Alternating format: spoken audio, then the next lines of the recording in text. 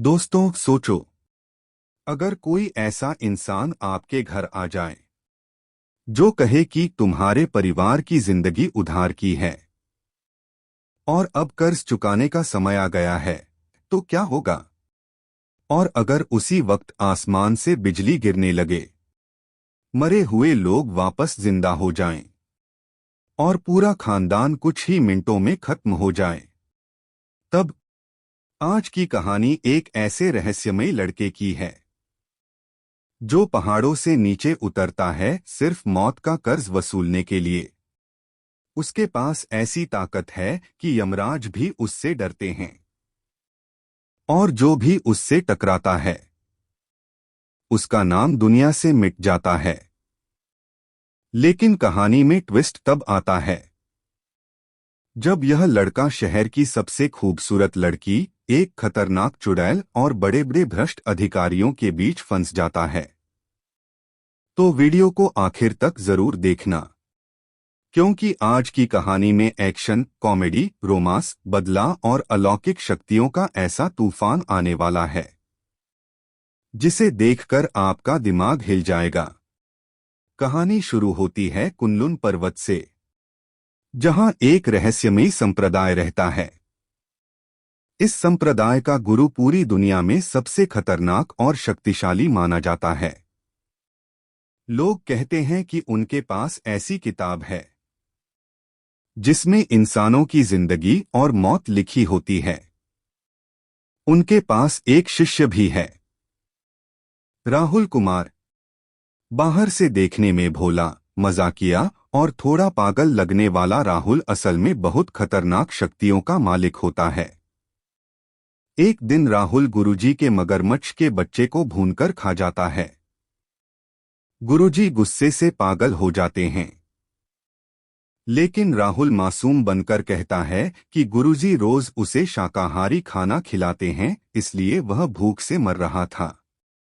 गुरुजी समझ जाते हैं कि राहुल अब पहाड़ पर ज्यादा दिन नहीं रुक सकता, इसलिए वे उसे एक बहुत बड़ा काम देकर शहर भेजते हैं। गुरुजी कहते हैं कि अब समय आ गया है कि राहुल नीचे जाकर जीवन मृत्यु कर्ज वसूल करे। यह वही कर्ज होता है जिससे देवता और भूत तक डरते हैं। जिसने भी यह कर्ज लिया उसे हर हाल में चुकाना पड़ता है। लेकिन कर्ज वसूलने के साथ साथ गुरुजी राहुल को एक और मिशन देते हैं। उन्हें एक ऐसी लड़की ढूंढनी होती है जिसके सीने पर 3 तिल हों, क्योंकि वही लड़की राहुल के शरीर में मौजूद शुद्ध सूर्य विष को खत्म कर सकती है। राहुल खुशी खुशी शहर के लिए निकल पड़ता है।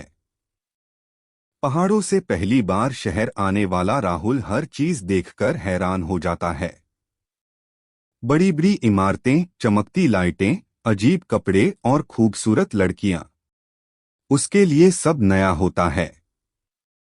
इसी दौरान राहुल की मुलाकात उसकी बचपन की दोस्त प्रिया से होती है। लेकिन राहुल को पता चलता है कि प्रिया की जिंदगी बर्बाद हो चुकी है। उसका पति जुए का आदी बन चुका है और उसने पैसों के लिए प्रिया को एक गंदे स्नानघर में काम करने पर मजबूर कर दिया है। जब राहुल यह सब देखता है तो उसका खून खौल उठता है। प्रिया का पति उसे बेचने तक की कोशिश करता है, लेकिन राहुल उसे सबक सिखाता है और प्रिया की मदद करने का फैसला करता है। राहुल को अभी भी अपनी भाग्य देवी की तलाश होती है, इसलिए वह हर लड़की के सीने पर 3 तिल ढूंढने की कोशिश करता है। उसकी यही हरकतें कहानी में कॉमेडी भी पैदा करती हैं। अब कहानी पहुंचती है यांग शहर के सबसे अमीर वर्मा परिवार पर। वर्मा परिवार के बुजुर्ग मरने से पहले अपने परिवार को चेतावनी देते हैं कि एक दिन कर्ज वसूलने वाला आएगा और अगर उसका अपमान किया गया तो पूरा परिवार खत्म हो जाएगा। लेकिन परिवार वाले उनकी बात को बकवास समझकर भूल जाते हैं। इसी बीच राहुल वहां पहुंचता है और कहता है कि 60 साल पहले वर्मा परिवार ने जीवन मृत्यु का कर्ज लिया था। जिसकी समय सीमा खत्म हो चुकी है। पूरा परिवार राहुल का मजाक उड़ाता है। उन्हें लगता है कि वह कोई ठग है जो पैसे ऐंठने आया है। लेकिन तभी अजीब घटनाएं शुरू होने लगती हैं। परिवार का एक सदस्य कुत्ते की तरह भौंकने लगता है। दीपक अपने आप बुझ जाता है और आसमान में बिजली कड़कने लगती है। राहुल आखिरी चेतावनी देता है कि अगर उन्होंने कर्ज नहीं चुकाया तो वर्मा परिवार खत्म हो जाएगा। लेकिन परिवार फिर भी नहीं मानता। और तभी आसमान से भयंकर बिजली गिरती है। पूरा घर कांपने लगता है। एक एक करके परिवार के पुरुष मरने लगते हैं। कब्रें फट जाती हैं। पूर्वजों की हड्डियां बाहर निकल आती हैं। पूरा परिवार डर से कांपने लगता है। तब उन्हें एहसास होता है कि राहुल कोई साधारण इंसान नहीं, बल्कि मौत का असली दूत है। आखिरकार परिवार राहुल के सामने घुटने टेक देता है। लेकिन सबसे बड़ा ट्विस्ट तब आता है जब राहुल कहता है कि उसे करोड़ों नहीं चाहिए, सिर्फ 200 रुपए चाहिए। पूरा परिवार सदमे में चला जाता है कि सिर्फ 200 रुपए के लिए उनका खानदान खत्म हो गया। वर्मा परिवार अपनी बेटी दीक्षा को राहुल की दासी बनाकर उसके साथ भेज देता है। अब राहुल शहर में घूमते हुए देखता है कि कुछ मजदूरों को पुलिस वाले बेरहमी से मार रहे हैं। एक छोटी बच्ची अपने पिता की लाश पकड़कर रो रही होती है। राहुल को पता चलता है कि सुरक्षा विभाग का अधिकारी संजय चौधरी गरीब मजदूरों को जबरदस्ती अंग्रेजों के लिए रेलवे बनवाने भेज रहा है। जो विरोध करता उसे मार दिया जाता। कुछ मजदूरों को तो जिंदा दफन तक कर दिया गया था।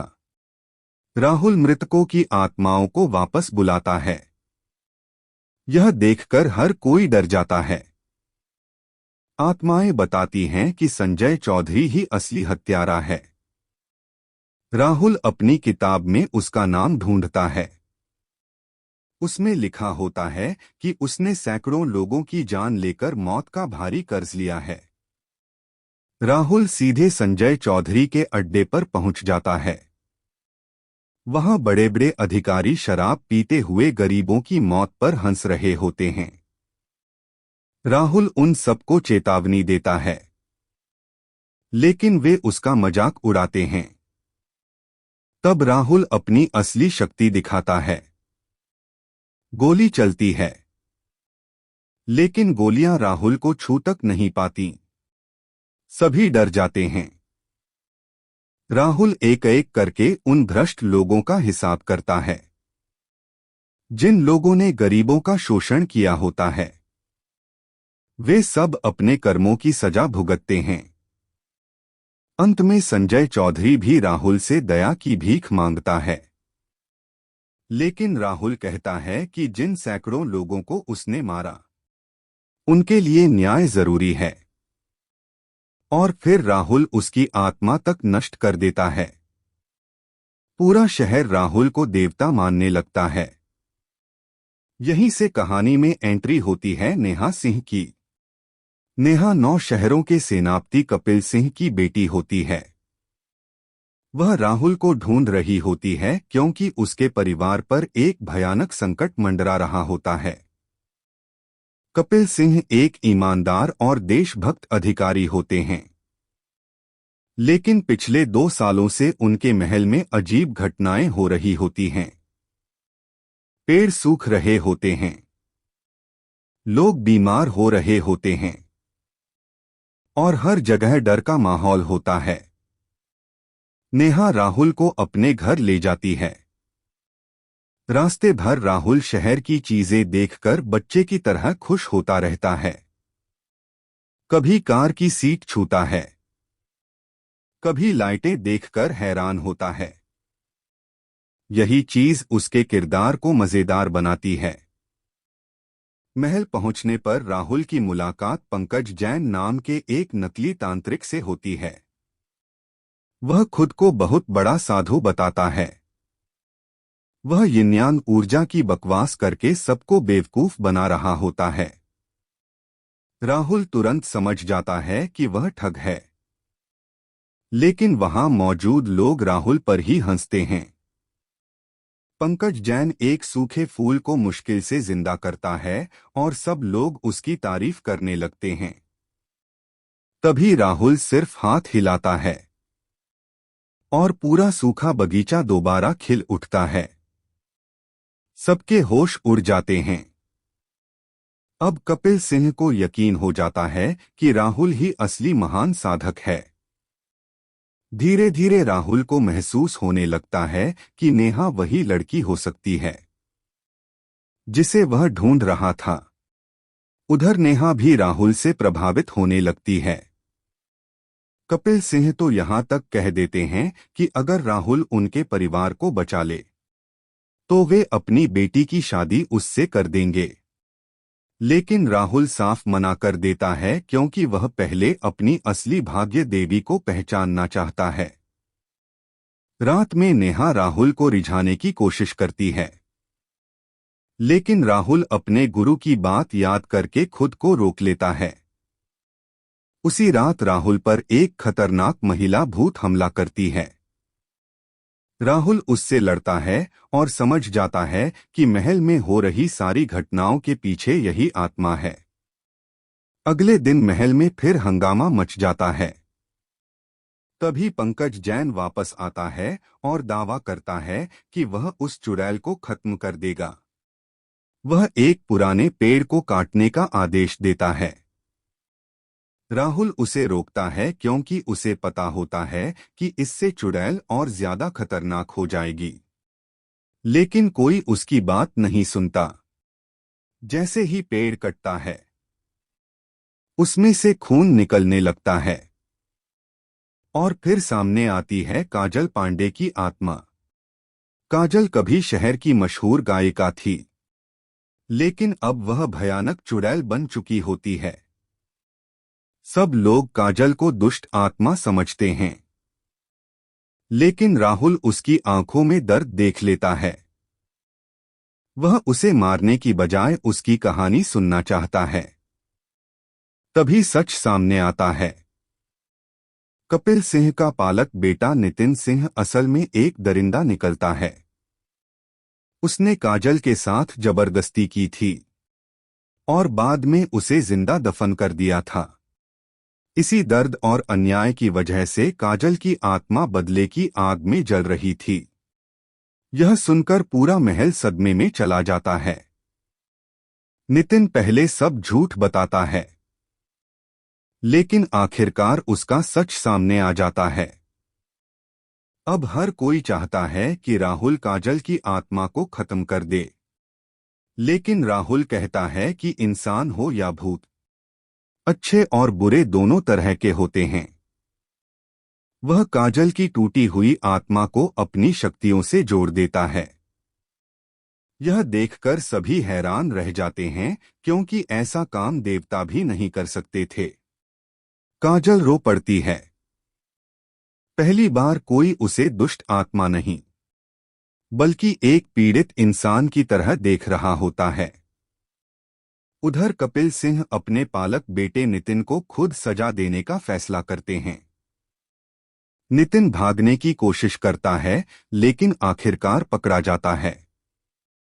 राहुल उसे सिर्फ मारता नहीं, बल्कि उसकी आत्मा को अनंत यातना की सजा देता है ताकि वह अपने पापों का फल हमेशा भुगतता रहे। अब कपिल सिंह का महल पूरी तरह शांत हो जाता है। नेहा राहुल से और भी ज्यादा प्यार करने लगती है। काजल भी राहुल की दासी बनकर उसके साथ रहने का फैसला करती है। अब राहुल के साथ 3 लड़कियां होती हैं, प्रिया, दीक्षा और नेहा, और ऊपर से काजल की आत्मा भी। लेकिन राहुल अभी भी अपनी असली भाग्य देवी की तलाश में होता है। तभी अचानक उसका गुरु फिर से प्रकट होता है और बताता है कि दुनिया में अभी भी बहुत बुराई बाकी है। यान शहर में एक नया संकट पैदा हो चुका है। और वहां के लोग मदद के लिए राहुल को बुला रहे हैं। राहुल मुस्कुराता है और एक नई यात्रा के लिए तैयार हो जाता है। तो दोस्तों, कैसी लगी आपको यह खतरनाक और रहस्यमयी कहानी? अगर आपको वीडियो पसंद आई हो तो वीडियो को लाइक जरूर करना, चैनल को सब्सक्राइब करना और कमेंट करके बताना कि अगला पार्ट भी चाहिए या नहीं, क्योंकि राहुल कुमार की असली कहानी तो अब शुरू हुई है। आगे उसे ऐसे दुश्मनों का सामना करना होगा जिनके सामने भूत और राक्षस भी कांपते हैं।